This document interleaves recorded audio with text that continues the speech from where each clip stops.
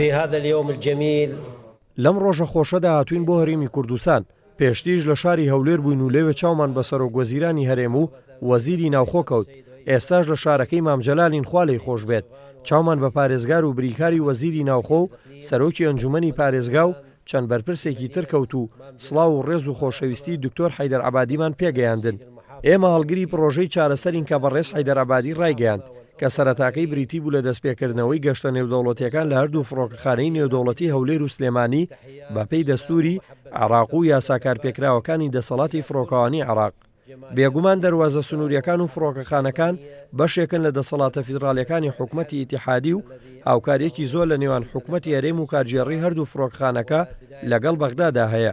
بۆیە ئێمە گەشتبینین چونکە ئێمە خاوەنی ویستێکی ڕازگۆیانین بۆ چارەسەرکردنی سەرجەم کێشەکان لە ڕێگەی دیالۆگ و بەپێی دەستور. سەبارەت بە موچەی فەرمانبەرانیش جەنابی سەرۆکوەزیران ڕاستپاردی دەرکردووە بۆ چارەسەرکردنی کێشەکە و پێش دەژنی نەورۆز موچەی فەرمانبەران خەرج دەکرێن و ناکۆکیەکان قوڵ و گەورە نین. لەو بڕوایەداین کە دیالۆگ تاگە ڕێگە چارەیە بۆ چارەسەرکردنی تەواوی کێشەکان بەپێی دەستور.